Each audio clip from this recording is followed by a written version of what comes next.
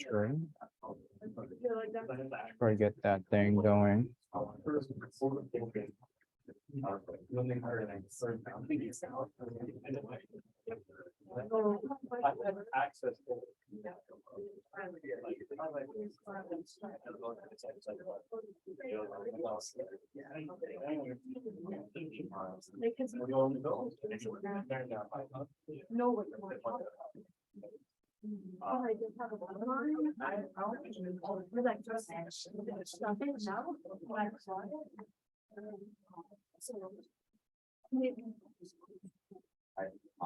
Right. Good morning.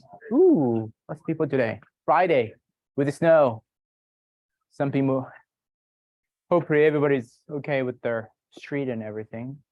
Well, thank you for being here today. And I'm recording. It's on Zoom. Just making sure that it's recorded properly. Should be good. We'll see.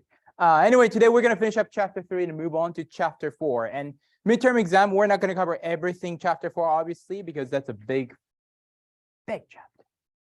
chapter as well. But the study guide has probably a little over, like I said in the study guide, that we may not finish everything. So study guide had a little more than probably what we can cover.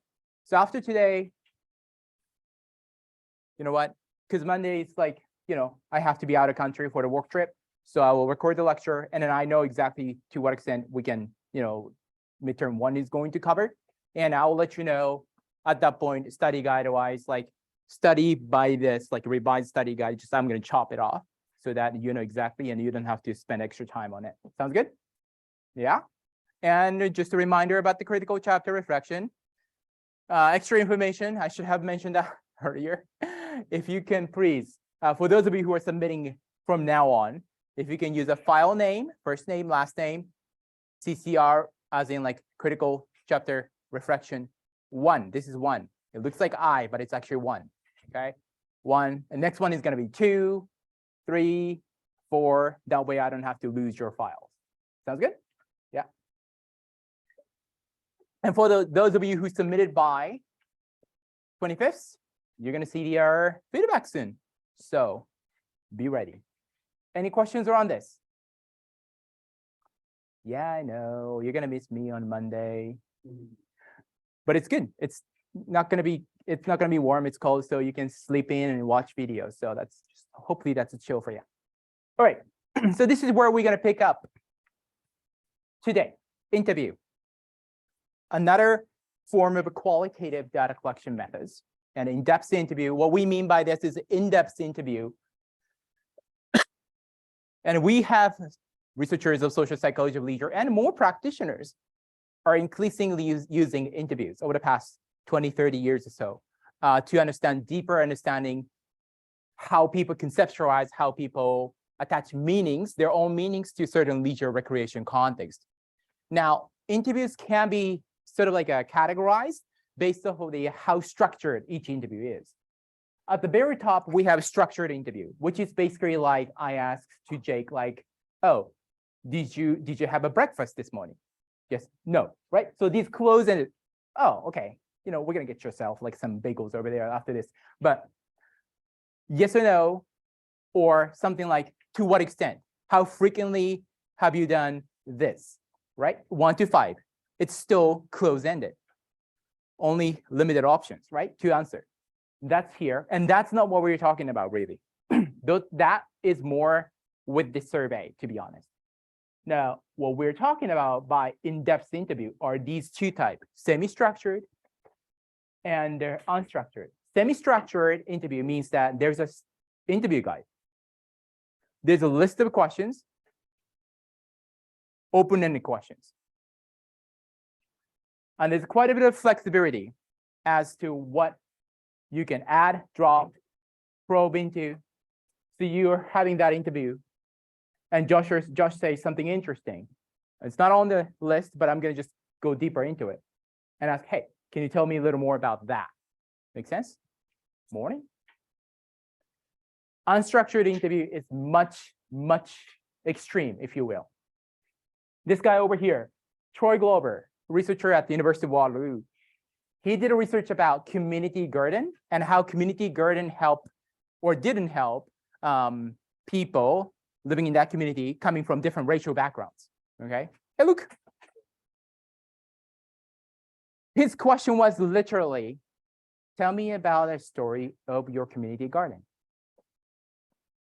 Period. And he sits there, he listens, and whatever the story that they provided, he would probe into it, follow up. Okay, what about that part of that community garden? Hi, Krista. So those are the interviews. So it's a very, very like conversation. Advantages, it provides rich, contextualized accounts, information on whatever the topics. It's very flexible. You can add a question, drop a question, probe into certain things. And it really helps with the going back to the definition. It really helps us to understand the internal vantage point, internal definition of leisure. I mean, simply, we can literally ask at the beginning of the interview, for example, what does leisure mean to you? So that for each group of people, each individual, we actually know what leisure means, or what sport mean, what tourism mean, what, camp mean, whatever that might be. Challenge-wise, the big one is authenticity. Authenticity, the reality, the validity of what people tell you. Have you lied?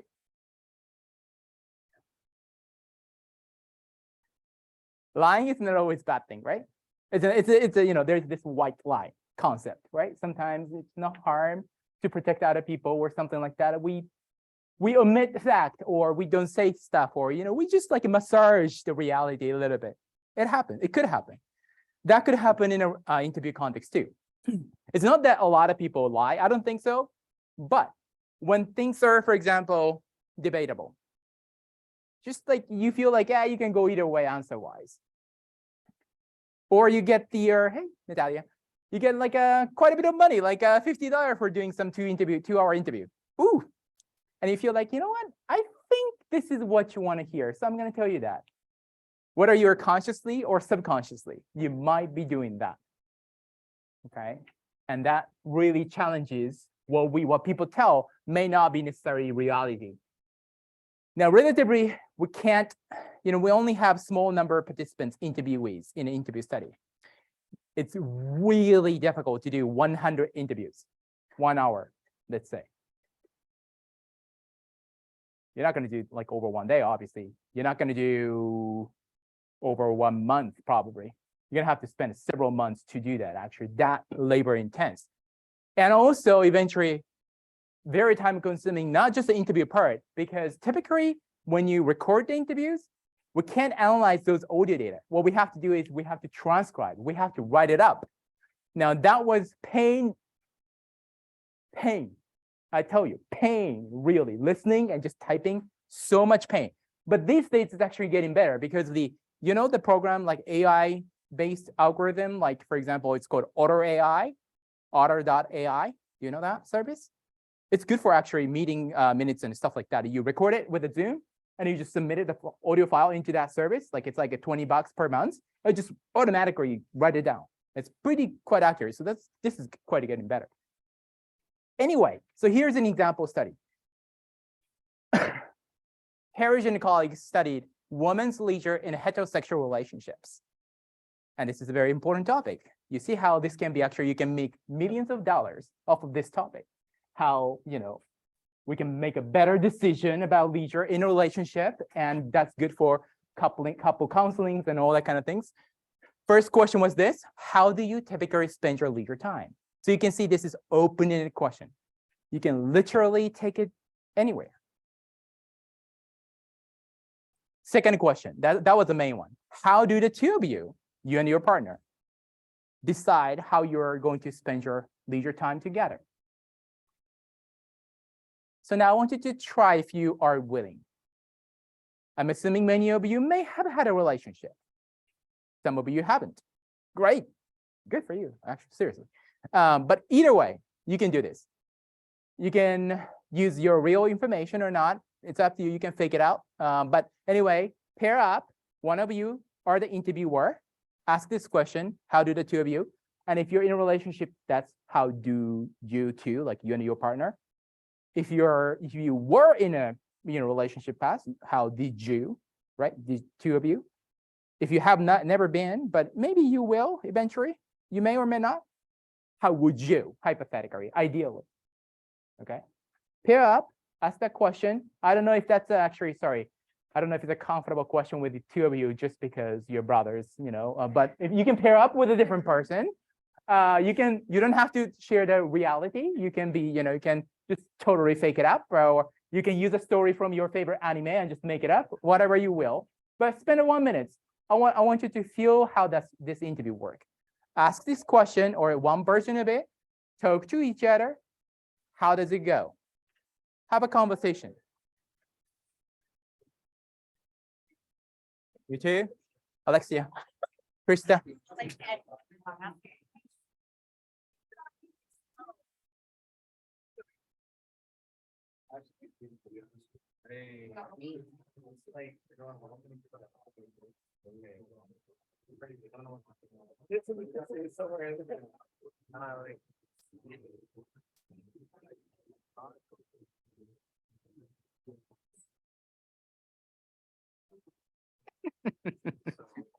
Sorry, guys, I just came here.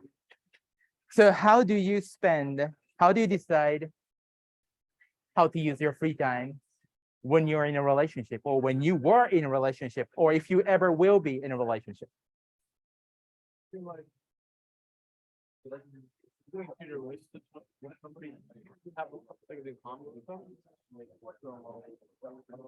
you kind of go off of that? Yeah, kind of go off.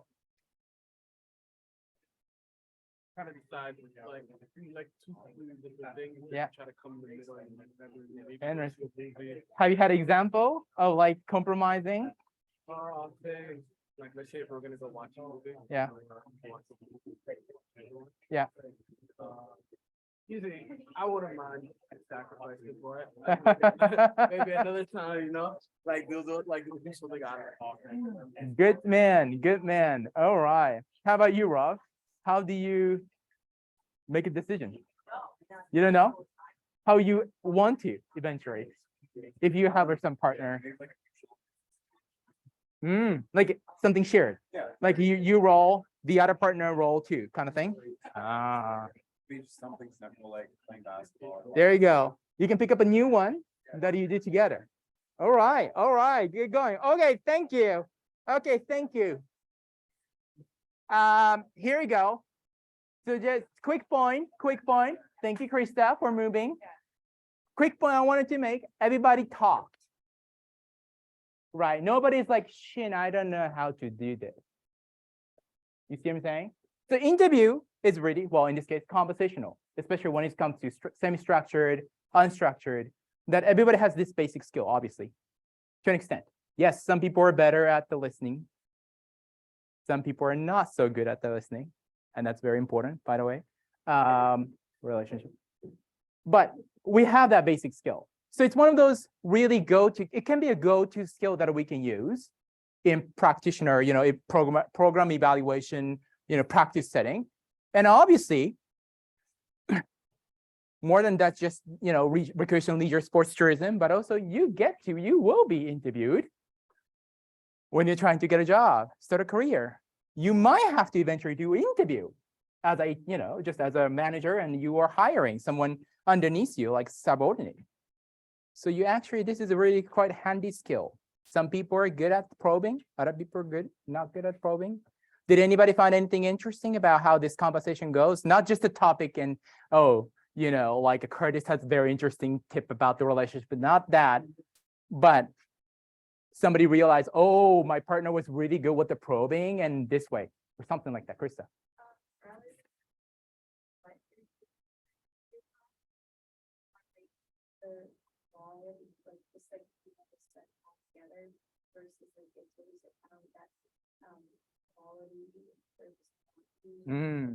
So the amount of time or maybe even like activity itself isn't much of an issue. It's just more of a backdrop, how you're interacting with the person, the other partner.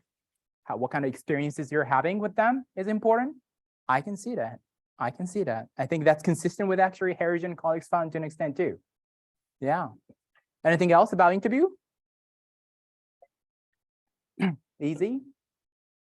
One of the key things about interview, to do interview well, not being interviewed, but interviewer, is to shut up. Because we hate the silence. And we try to say something to fill that silence, but that could kill the moment of reflection from the interviewee, right? Sometimes we're asking tough questions, so we'll let them think and sit with that pause. Now we move on to the last piece of the research methods section, and the chapter talk about emerging methods. And that's really quite exciting new stuff coming in. And some of those things are not that new.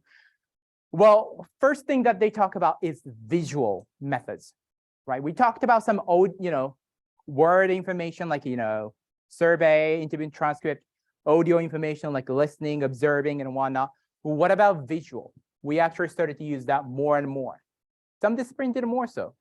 But one of the examples is photo elicitation, which is an interview coupled with pictures that are provided by either the researcher chose certain pictures. Like, for example, you're coming from certain YMCA, and you're going to take a picture of different parts of your facility, and you're going to have interview based off of that. Or the participant gets to take a picture.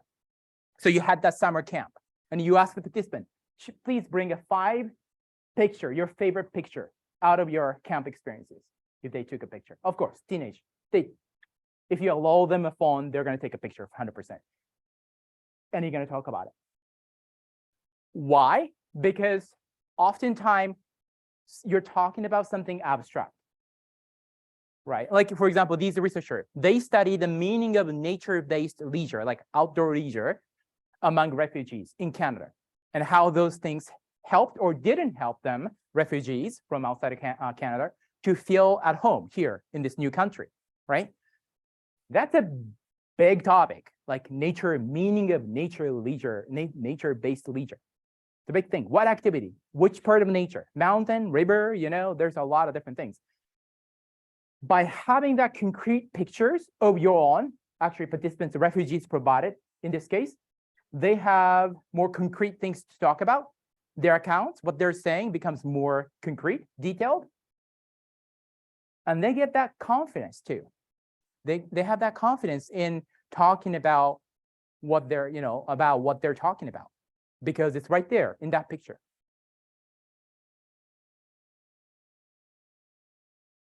Another study, Liu and Da, they use drawings and essays too, to explore the relationship between leisure and happiness among Chinese university students. Great thing about drawings as opposed to picture is that for picture, you kind of have to have that thing, reality, right? Whatever that, you okay? Let's say you want to take a picture of, you love the hiking in a Jasper, right? If you don't have a picture of Jasper, you're hiking, you kind of have to go there to take a picture, but then you can't really do it because you're busy, right? Drawing, you can draw it up. Right? I don't have a time to go to Jasper, but I can draw it. Obviously, the limitation is some people have a different skills in drawing. So some people feel more comfortable with the drawings than other people. But those are creative ways to tap into the people's psychological experiences. You might have guessed, but we also started to kind of mix it up. We talked about quantitative stuff like experiments and survey. We talked about qualitative stuff like interview, observation. We can mix them up because they have a different strengths, right? Typically, survey, we can survey hundreds of thousands of people if you want to. Interview, you can get that rich information from few selected people. Like, for example, my study mixed up photo elicitation, so basically interview, with the online survey with the hundreds of people. So you can actually get that big macro perspective and also this contextualized, detailed perspective information as well about the same topic, basically. So that's one way to do it. It's more time taking, definitely, because you double the work at least. And the last part that chapter talk about is what is called creative analytic practices. And these are the people researcher who started to use arts, such as poem, play, music, performance, for actually not just knowledge dissemination. Sorry, knowledge dissemination means like output, right? Sharing the findings with the society and whatnot, but also knowledge creation too sometimes, the data, quote unquote, data collection. That part, we can use arts too. But these people, Brett Lastra and Karen Fox was once upon a time a professor here too. They studied urban indigenous youth here in Edmonton, actually, downtown, and how they occupy, quote unquote, leisure space, how they cannot struggle occupying leisure space. And after study, I think it was an observation study, they created with the youth together, the participant youth, rap music. And you can actually, they published the paper, but the paper is attached to music. So you can actually listen to the music through this link if you want. Kind of. I mean, who's going to read a 30-page paper versus who's going to listen to 1-minute rap, right? Another one, newer study actually coming out from this one is also from Waterloo. There's a researcher called Dr. Sherry Dupree, and she and her colleagues used theater performance titled Cracked to understand and also more importantly, share the findings related to their interview and their study with the people going through dementia and their caregivers. It's very traumatic experiences, not just for the people who are going through dementia, but also people around them, that it actually, you feel like you're losing that person and you have to see that quote unquote, the decline closely because you're giving the care, right? It's really emotionally almost torturing experience. But what their point was that, yes, we have this social view that it's a traumatic thing. You get the dementia, that's the life is over, that perspective. They wanted to change that by providing alternative messages that living with the dementia, caring for people with the dementia can be different. They could have written a paper, but that's not going to be read by just like 5 other people, or well, maybe a little more than that, but 500 other people. Versus when you make a YouTube video, maybe you get a little more view, and that's what they did. So I'm going to show you that little bit.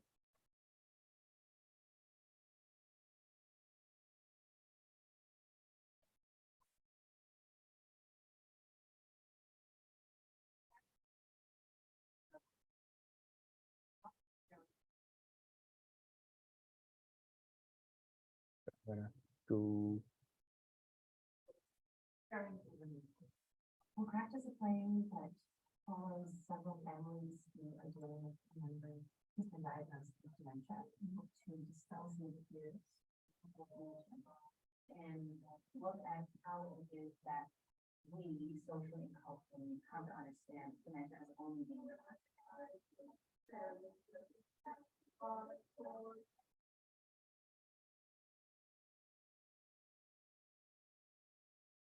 Why was the mental by someone else? I was very closely with people and professionals in terms of understanding the issues that they want to explore neighbors, but also in terms of looking at the solutions and how we should be creating policy. So what we did have to come from them. They started to talk to me about how inaccessible research really is. They don't have access to our journal.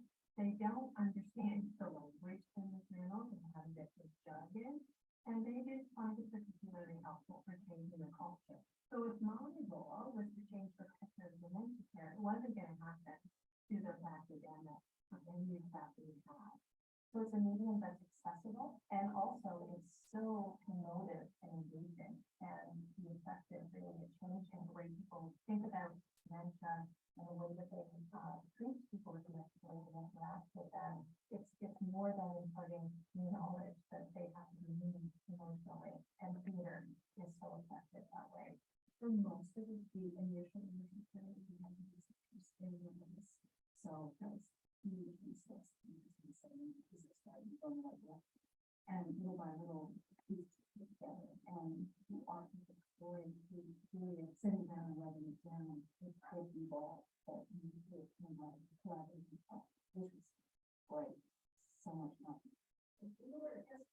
The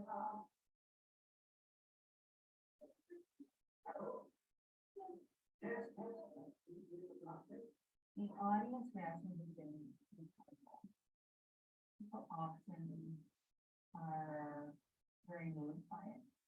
And I think appreciate that we're really trying to be really easy topics for us socially. Sometimes people get angry about it. Because, yeah, I don't understand big stuff. I think too people are surprised at how fun it is. It's fun. It's a lot of fun. And you don't necessarily think that it's like it's just gonna be a lot of fun. But it is.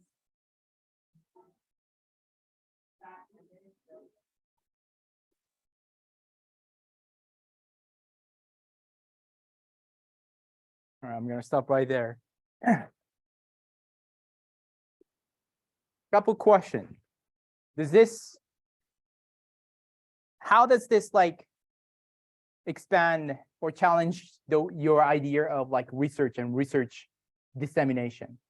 Is it I was hoping that this is very different from the things that you know, the things that you were asked to read, told to read in the classes, that 20-page, 30-page paper, which is great. Any reaction to what you saw? Anything words that kind of stood out to you? Isaiah, any Curtis? It's kind of like how you said with the song or the rap thing on the previous slide, how it's a lot more digestible to take in something like this about like dementia rather than reading like a 20-page paper. Right. So it's more easy to understand, probably more experiential, right? Watching theater. Nobody has to like learn about how to watch a theater typically and just go do it most of the time. Curtis. I think it's like really, it makes things more accessible. Like they were saying in the video, like a lot of the time people are trying to understand something like condition.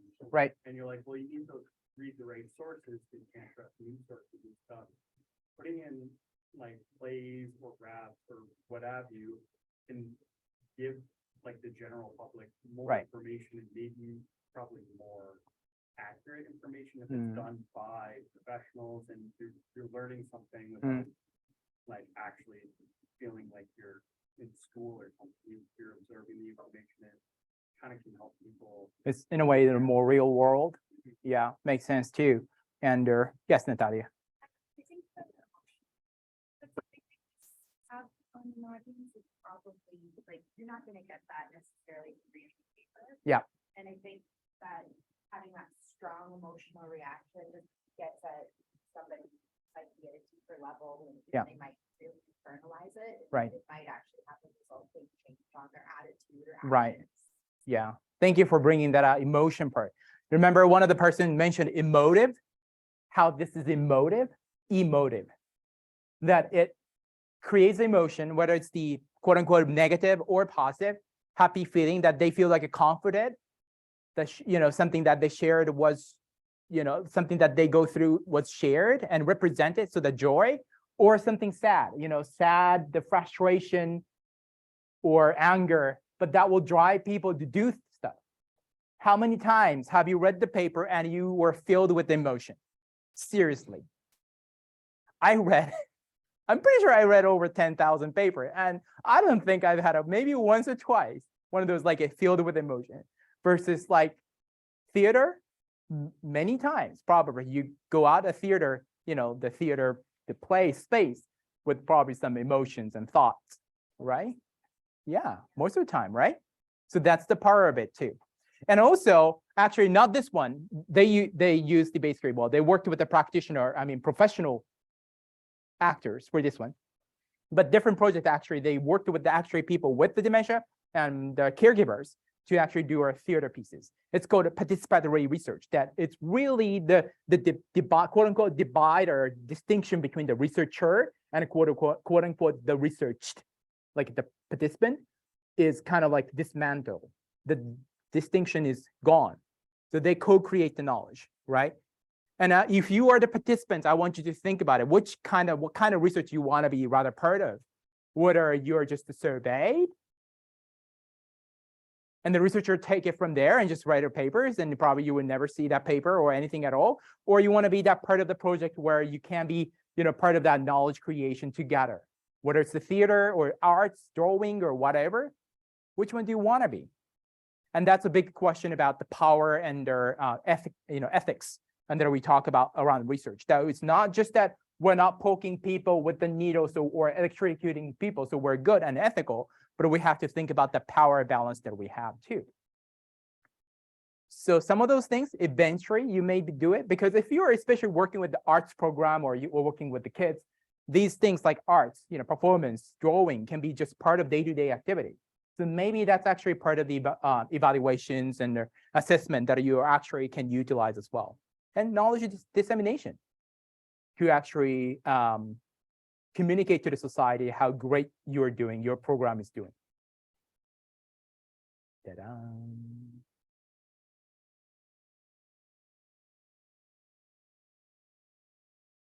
That was chapter 3.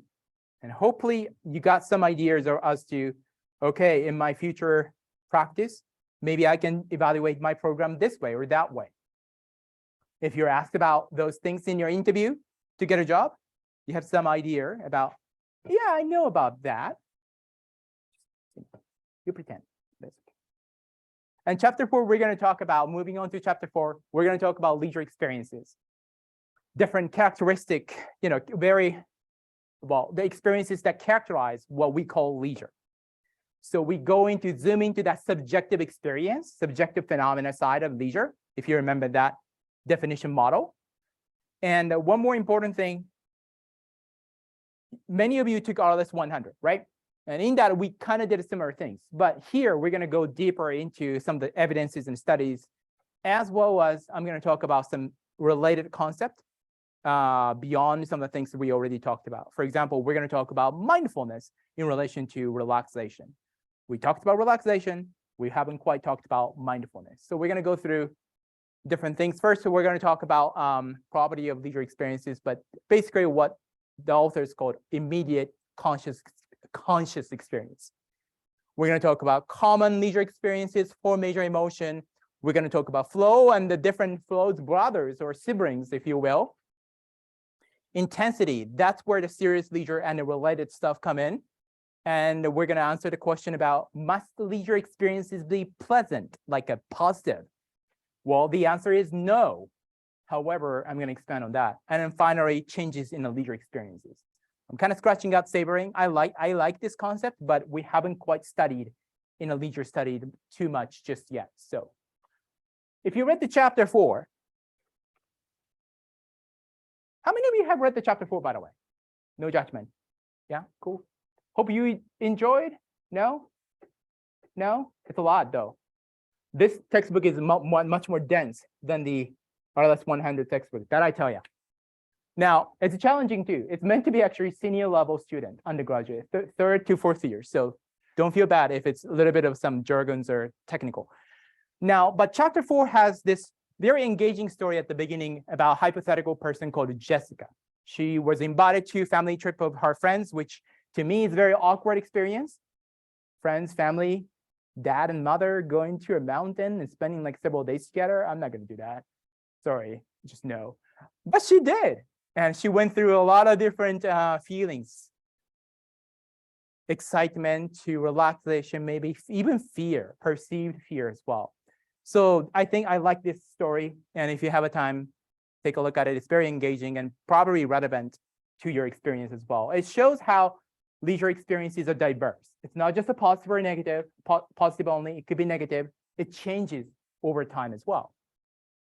Now, the first key broad framework that authors introduce to talk about leisure experience is this one, ICE, immediate conscious experience. What that means is that from this perspective, the experience, we focus on the experience of the present moment right now, what people are going through at the moment here and now, and perceived as continuous. It's not like you do some activity and you're like, okay, from now on, you're having fun. And from here, it's going to be disappointment. No, it's not like that. experiences are kind of, continuum. It's like a waves. It's like a water, right? Just one comes and maybe the other one is coming and, the other one takes over. So that this, you were having fun, you were doing well in the basketball, and then you started this, it happens sometimes, right? And then disappointment or anger, frustration take over. It could happen too, but it's a continuous. It's constantly changing, just like water too. William James, he's one of the founding person of the modern psychology, I guess, and philosophy too, actually, called it as a stream of consciousness. The catch here is that experience, quote unquote, can be conceptualized different way. Philosophically, arts scholars conceptualize that too. But here, what we're going through, what we're focusing on is that it's a conscious experience that in here, what we mean by experience is person do something, exist in a certain space, let's say on a river, doing a kayaking or kind of whatever, right? That actual physical objective side that you exist in a certain space, physical space, you do stuff, that's one. Focus is the conscious side of it. That person is actually constantly interpreting what's happening, right? Feeling something. And giving a meanings to what they're going through. Now, that's what we're focusing on. That's what we mean by conscious. It's not just about what they're doing objectively, but how we are almost automatically interpreting. You can't stop this. And it's always happening. And it's immediate too. We're not focusing on leisure experience could happen from, let's say, trip to Jasper, right? It happens, it's quote, arguably starts when you're even still here, right? You're looking forward, you're preparing, you're planning, and all that kind of stuff. It starts from here. And then you actually get to the Jasper and then finish your trip, come back here, and it continues because you reflect on it, you reminisce about it, you talk about it with other people, right? But immediate means that we're really focusing on that when you're in the Jasper, when you're doing the activity. Makes sense that right now, here and now. So that's what we're focusing on at the very beginning of this chapter. Later on, we're going to talk about how multi-phase, how shifting, changing leisure experiences can be. Now, that being said, chapter also mentions that actually only a few studies actually try to capture what people are actually thinking, doing, feeling, imagining while they're engaged in the leisure, because a lot of studies use survey. What's the problem with the survey and immediate conscious experience?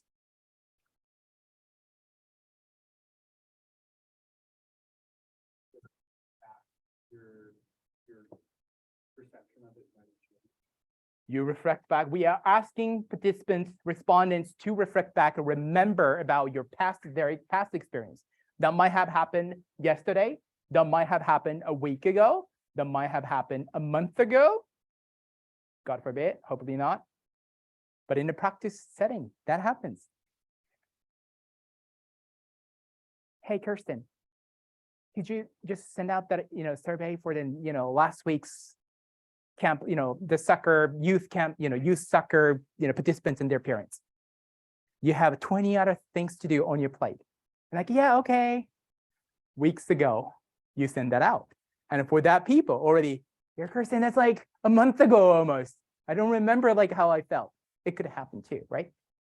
So survey have that recollection issue. Now, to counter that, one of the methods that we can utilize is something like experience sampling methods, or maybe time use diary as well.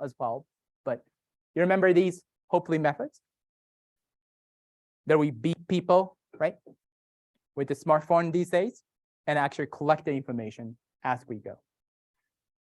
And it's time taking and it's expensive and labor intensive to be honest. So, well, we haven't done that sometimes. Table 4.1, that's the page number over here in your chapter, really list everything, all the immediate conscious experiences that the author is going to talk about in this chapter, as well as chapter 5, next chapter. So it's just an overview. I'm going to quickly go through right now because we're going to talk deeper into each of them. The first is emotion, mood, and effect. Actually, they're not the same thing. if you ask psychologists. Like mood is more elusive than affect. Affect, mood is more about the what we call the balance. The people in the, it's like fuzzy emotional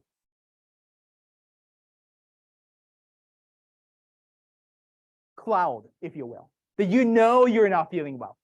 You know what I'm saying? Versus emotions that you attach meaning to it.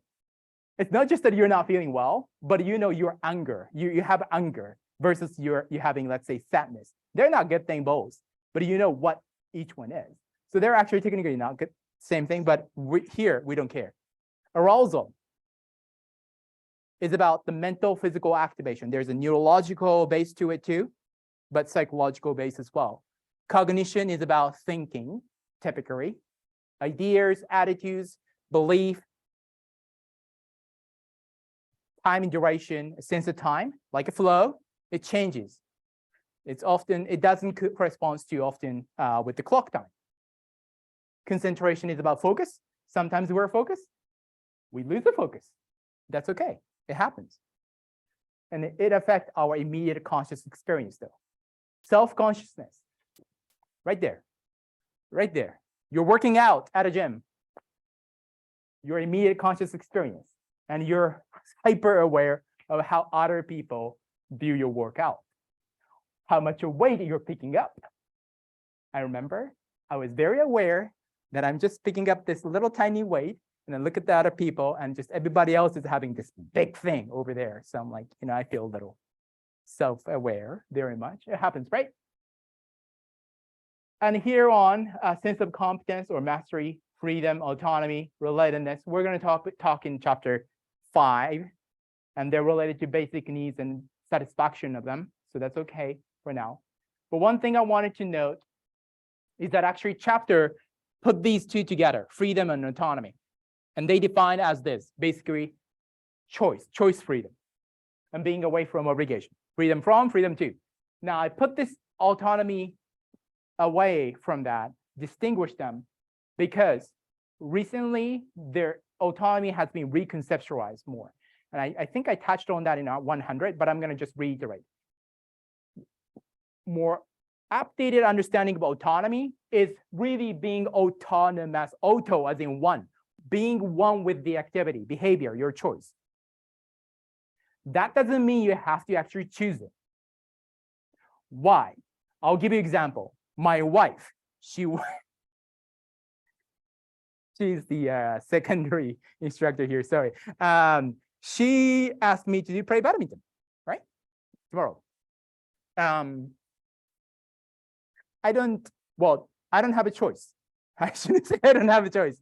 But you know, okay, if you know anything about relationship and marriage, if I say no to that, I'm not, you know, I'll be in a bad position for a while. Okay, so I know better than that actually. So I don't have a choice. I say, okay, yeah, let's do it. But that doesn't mean that I don't have autonomy at all. That's the point. I could still have autonomy. Why? Because I could, well, A, I love the sports, badminton. I personally love it, enjoy it. B, I value spending time with my wife. Badminton is a physical activity. And I know that there's a benefit, so much health benefits to the physical activity too. So it's going to be good for me too. So actually I can get, you know, I can buy into this idea. Like I agree with it. I endorse. And that's important because you don't have to choose everything, guys, in your life. Seriously, that's exhausting. Seriously exhausting. You have to choose every single decision. And actually there is the autonomy, there's a control about letting go of the control. Does that make sense? Sometimes you don't have to try to hold on to the control, like, you know, that control wheel for every single decision, but sometimes you let, especially significant others, you know, somebody important to you, whether it's your partner or family, other family, your children, or good friends of you, let them choose. It's part of that too. And autonomy is totally consistent with it. As long as you value, you endorse that, whatever that thing you have to do. Make sense? So they're not the same thing, freedom, autonomy. And then the 4 major common experiences during leisure. They relate to the first and the second of the table, ICE table we just saw. And we're going to talk about 4 emotions: interest, excitement, relaxation, and happiness. We're going to go through that. So those are, according to the authors, common emotions that we go through during leisure. But before that, they presented this model. That's like a compass, if you will. It's an overview of emotion. It's called a circumplex model of effect. You have seen it in 100. I'm going to go a little more deeper in that, but you have seen it. But this is basically clock-like a model that map different kinds of emotion. And it's really helpful in organizing emotion because, well, it really organizes really visually different emotions based on 2 factors. One is valence, as in pleasure, displeasure. We know, all of us actually know, have this, intuitive sense as to, you go through some emotional experience, you know whether you like it or not, to be honest. That's the balance. Sometimes positive, sometimes not positive. Arousal is the other side, top to bottom. It's you feel activated or not activated. 2 together, what we have is this. We can basically categorize all the emotions into 4 clusters. High arousal positive, which is like excitement, elation, that you feel like you want to jump up. Out of breath a little bit. Low arousal positive, which is like a relaxation, peacefulness. Maybe something you feel when you're in the nature. Now, low arousal can be negative too, like boredom, dullness, sadness, depression, depressed feeling. High arousal can be negative too, like a fear, anxiety. The point is, all of this could happen in leisure. And I come back to that at the very end of the chapter, because leisure doesn't have to be all this positive, sheer positive, pure positive stuff in your life. So quickly, I wanted to end up today's class with this little bit of reflection, not necessary for the exam, but I think this is good for, hopefully good for your well-being and your student life as well. In the circumplex model, I wanted you to just like check off, or just mentally or physically actually, emotion that you felt over the past few days. Do you remember? Like, yeah, I feel like I felt anger. I felt like I felt, I think I felt like sad or happy, excited. What emotion do you tend to feel more? What emotion do you tend not to actually feel? Ooh, that's not feel. That's not feel, but feel. Sorry, here. Feel. What leisure experiences might be associated with those frequent emotion you go through or missing emotion you go through? What are they? Just take a few moments. We talk about those things like emotional intelligence, right? I tell you that much. I'm not really emotionally intelligent. Ask my wife. Well, we can all start from somewhere.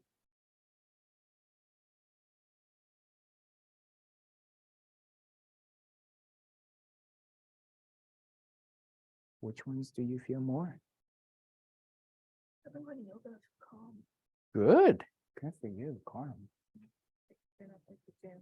Like, I didn't recently I've been playing like a lot of there. Yeah. Even if I went back to like jujitsu, so like viral and positive for me, I guess. Good. It's like I'm like in a good mood.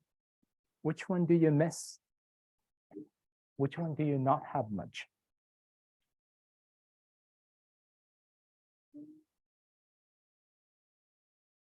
I really like the higher order media because like I don't think like emotions and things someone else, Okay. which is like this is the I don't been doing more things on the older like Yeah. this, so, That's good, I guess. yeah. Okay. What about you? Probably higher also positive. Excitement. Yeah. What can you do to bring that on? All right. Just quickly, any emotions that stood out to you that you tend to experience a lot or you tend not to experience at all? Somebody was telling me that we don't feel anxiety these days. Well, that's really good. On the one hand, but on flip side of it, and I'm gonna come back to these issues with our like mass leisure be positive, but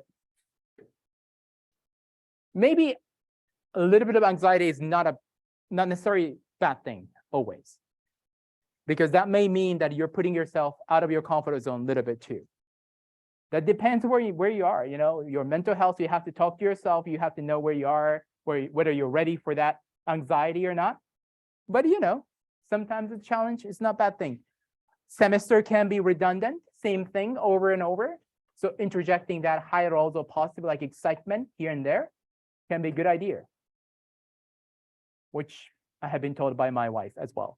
So anyway, that's the wrap of today's lecture. I'm gonna upload a recording and make sure that it's not 50 minutes long and put it up on the class, hopefully today, tomorrow. So you have quite a bit of range to watch that. Otherwise, I will see you on Wednesday. Unless my flights get like really screwed up. Friday. Exam is a Friday, by the way. I should have put that on, sorry, on there. Midterm 1 is coming up. We're gonna work on that. Does anybody have a, you know what? If anybody has their accommodation, just send me personal email because I don't want you to just come forward. You don't have to. Send me email because I am not receiving any email from them. So I'm just concerned. Thank you. Thank you. What's up? So for the reflection, Mm. is it either this Sunday or after chapter 4? Like, Oh, it's either, like, either way, to be honest, but I'm gonna prioritize that's being submitted. So basically, by the end of there's chapter two 4, options, or it's like anytime. before. anytime between. Oh, okay. Yeah. Oh, yeah. Okay. There you go. Okay. So just talk to your schedule. Right. All right. Bye. What's up, Krista? Yeah. One, the term is